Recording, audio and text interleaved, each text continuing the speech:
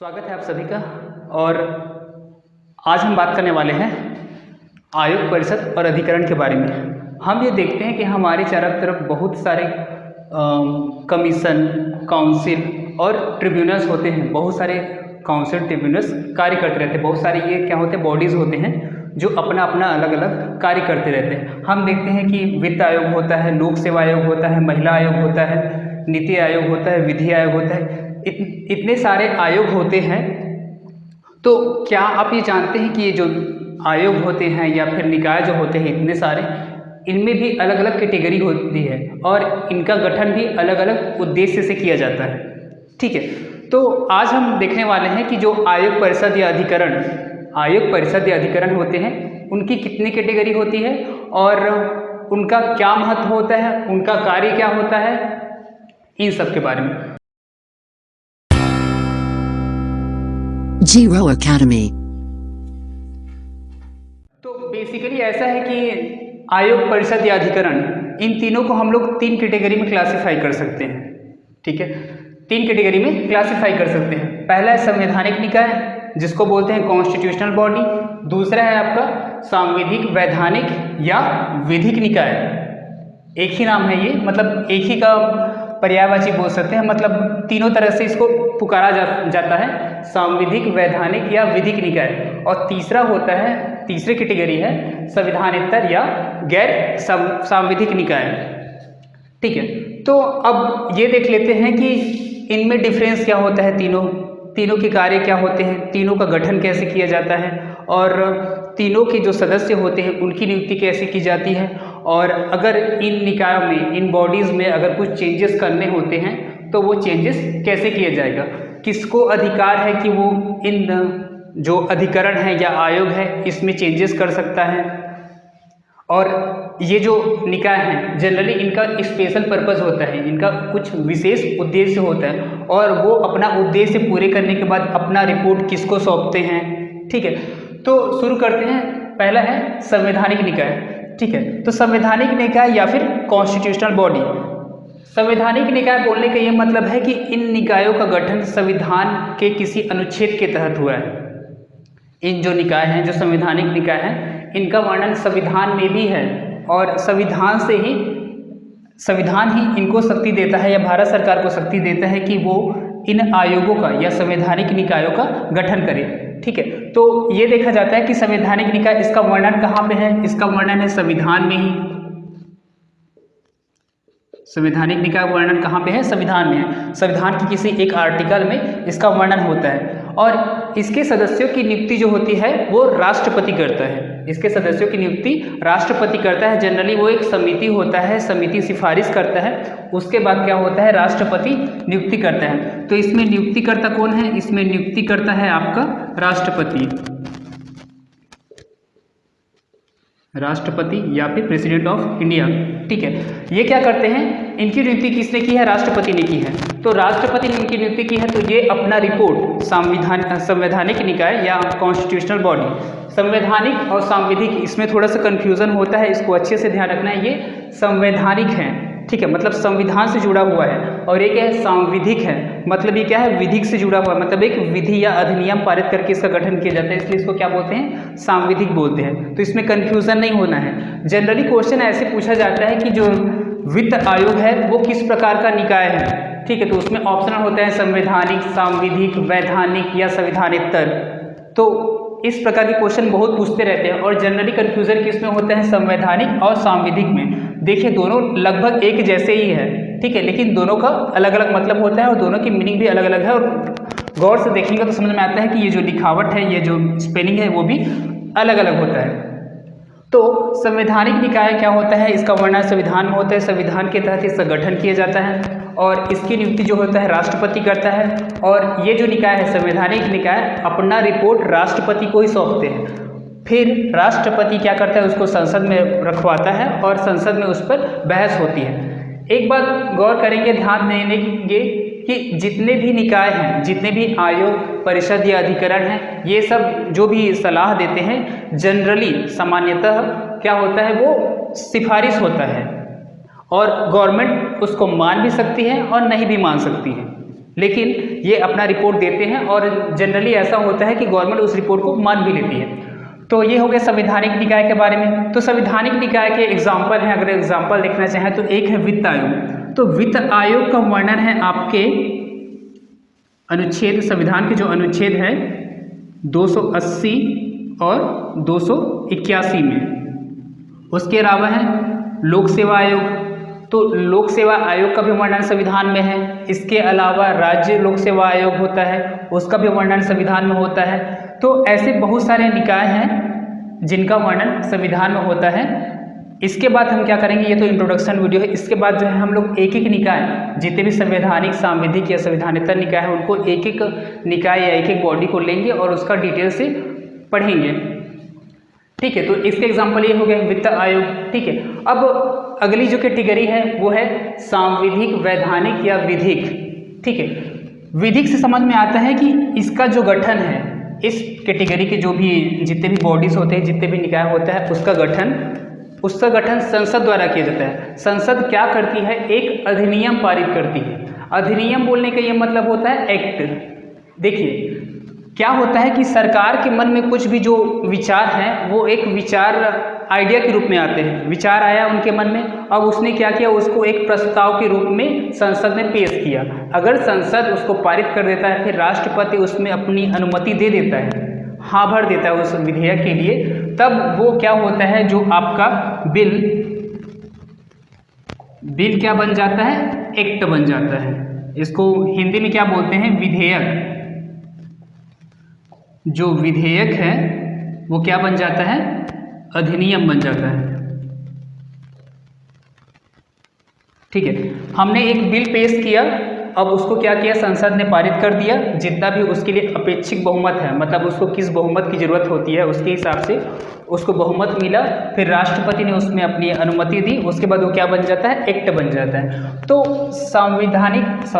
सांविधिक या वैधानिक या विधिक निकाय हैं, इनका गठन संसद द्वारा अधिनियम पारित करके किया जाता है। अधिनियम पारित किया जाता है। ठीक है, इसलिए इसको क्या बोलते हैं, विधिक, यानी कि विधान बनाया गया है, एक नियम बनाया गया है और फिर इस बॉडी को ऑर्गेनाइज किया जा रहा है। ठीक है, तो संसद द्वारा अधिनियम पारित करके इस कैटेगरी के जितने भी निकाय हैं उनका गठन किया जाता है। और इस प्रकार के जो निकाय हैं होते हैं, जो अधिकरण होंगे, उसमें सुधार करने की पूरी शक्ति, उसमें सदस्यों की योग्यता, अयोग्यता और वो रिपोर्ट को किसको देंगे, संसद को देंगे या किसी और को देंगे। जनरली संसद द्वारा गठन किया गया है तो संसद को ही सौंपते हैं ये लोग अपना रिपोर्ट। तो उसकी पूरी शक्ति किसके पास होगी, संसद के पास होगी। ठीक है, और इसमें जो पूरी शक्ति होती है किसके पास होती है, भारतीय संविधान के पास होती है। संविधान के तहत, मतलब अगर इसमें सुधार करना है तो उसके लिए संविधान संशोधन करना पड़ेगा, तब चल के इन जो निकाय हैं उसमें संशोधन किया जा सकता है। ठीक है, सांविधिक में वैसा ही है कि संसद को पूरी शक्ति होती है उस अधिनियम को पारित करने, मतलब इन निकायों को चलाने के। और इसके एग्जाम्पल है राष्ट्रीय महिला आयोग, अल्पसंख्यक आयोग और मानवाधिकार आयोग, परिसीमन आयोग और केंद्रीय प्रशासनिक अधिकरण यानी कि सेंट्रल एडमिनिस्ट्रेटिव ट्रिब्यूनल, और इसके अलावा एनजीटी, नेशनल ग्रीन ट्रिब्यूनल। ये सब जो है ये किसके उदाहरण है, ये सांविधिक निकाय के उदाहरण हैं। ठीक है, इसमें गौर करने वाली बात यह है कि परिसीमन आयोग और केंद्रीय प्रशासनिक अधिकरण, ठीक है, इन दोनों में जनरली कन्फ्यूजन होता है। कन्फ्यूजन होने का ये मतलब है कि परिसीमन, भारतीय संविधान का जो अनुच्छेद है 80 और 81, तो उसमें वर्णन किया गया है कि प्रत्येक जनगणना के बाद संसद क्या करेगी या सरकार क्या करेगी कि लोकसभा के जो क्षेत्र है और राज्य के विधानसभा के क्षेत्र है उसका सीमा का पुनः निर्धारण करेगी। उसके सीमा को हम बढ़ा भी सकती है और घटा भी सकती है। एक पर्टिकुलर जनसंख्या देखा जाता है, उसके हिसाब से उसकी सीमा को बढ़ाया भी जा सकता है, घटाया भी जा सकता है। तो संसद को ये मतलब शक्ति कहाँ से प्राप्त हुई है, संसद को ये शक्ति प्राप्त हुई संविधान में। संविधान में ये लिखा है कि जो राज्य है, मतलब जो सरकार है, वो क्या करेगी, प्रत्येक जनगणना के बाद उस क्षेत्र का पुनः मूल्यांकन या पुनः सीमा निर्धारण करेगी। तो उसमें क्या है कि संसद को ये शक्ति प्रदान किया गया है संविधान से। लेकिन इस आयोग या इस निकाय के गठन के लिए क्या किया है, संसद ने अधिनियम पारित किया है। ये इसका वर्णन मतलब वर्णन नहीं है, लेकिन संसद मतलब संविधान में ऐसा लिखा है कि परिसीमन आयोग और केंद्रीय प्रशासनिक अभिकरण होगा, और उस आयोग को गठित करने का अधिकार किसके पास होगा, संसद के पास। तो फाइनली क्या हुआ कि संसद को शक्ति मिला, तो संसद ने अधिनियम पारित किया और इन निकायों का गठन किया। इसलिए परिसीमन आयोग और केंद्रीय प्रशासनिक अभिकरण ये दोनों संवैधानिक न होके विधिक हैं, क्योंकि संसद ने अधिनियम द्वारा इन दोनों आयोगों का गठन किया है। ठीक है, अब बात करते हैं तीसरी कैटेगरी की। तो तीसरी कैटेगरी में ऐसा है कि जो निकाय या जो बॉडी या जो आयोग परिषद या अधिकरण संवैधानिक या सांविधिक नहीं है, वो किस कैटेगरी में आएंगे, वो तीसरी कैटेगरी में आएंगे। ये जनरली क्या करता है, ये इसका गठन कार्यपालिका बोलने का ये मंत्र है कि मंत्रिमंडल को विचार आया और मंत्रिमंडल ने क्या किया, एक आदेश पारित किया और इन निकायों का गठन किया। ये जनरली क्या करते हैं, ये सरकार के थिंक टैंक होते हैं, मतलब सरकार इन आयोगों के माध्यम से विचार करती है कि किस प्रकार का कार्य या फिर किस प्रकार से विकास किया जाए। तो इसलिए नीति आयोग, ठीक है, नीति आयोग कब बना, नीति आयोग आपका बना है 1 जनवरी 2015 को। इससे पहले 1950 में एक आयोग गठित किया गया था, जिसको हम लोग क्या बोलते हैं, योजना आयोग। योजना आयोग को अभी समाप्त किया गया है और उसकी जगह लाया गया है नीति आयोग। नीति आयोग का फुल फॉर्म होता है NITI, तो national institute for transforming India, और ये बनकर तैयार हुआ है या फिर लागू किया गया है आपका, मतलब सरकार ने इसके लिए आदेश जारी किया है 1 जनवरी 2015 को। इसके अलावा राष्ट्रीय विकास परिषद, नेशनल डेवलपमेंट काउंसिल और उसके अलावा विधि आयोग, ये जो तीनों आयोग हैं ये संविधानेतर हैं। मतलब क्या है कि इसका संविधान में वर्णन नहीं है। इसके अलावा ये क्या है, ये गैर सांविधिक निकाय है। मतलब ऐसा है कि इन तीनों निकायों के गठन के लिए संसद ने भी कोई अधिनियम पारित नहीं किया है। ये क्या है, ये मंत्रिमंडल के आदेश द्वारा गठित किया गया है।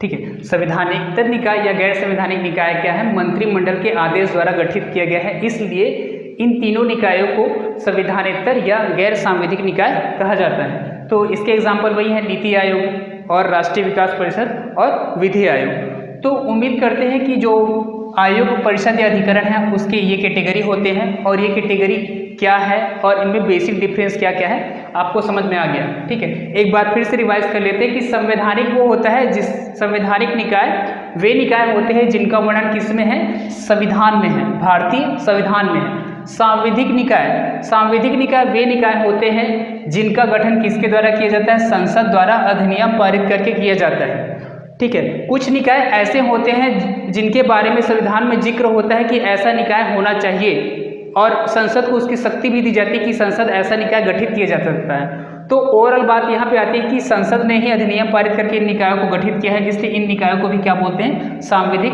निकाय बोलते हैं। और इन दोनों के अलावा जो तीसरी कैटेगरी है, या इन दोनों के अलावा जो निकाय बच जाते हैं जिनका गठन मंत्रिमंडल के आदेश द्वारा या कार्यपालिका के आदेश द्वारा होता है, उनको क्या बोलते हैं, संवैधानिक या गैर सांविधिक निकाय।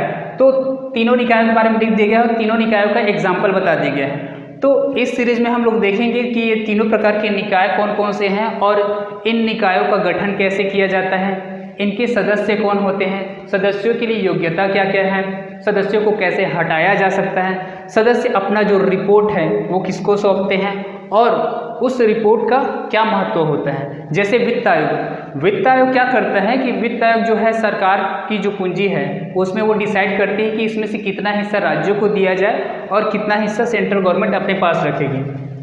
तो इस प्रकार क्या होता है कि सभी निकाय अपना अपना रिपोर्ट देते हैं और उसके बाद फिर उसमें आगे विचार किया जाता है।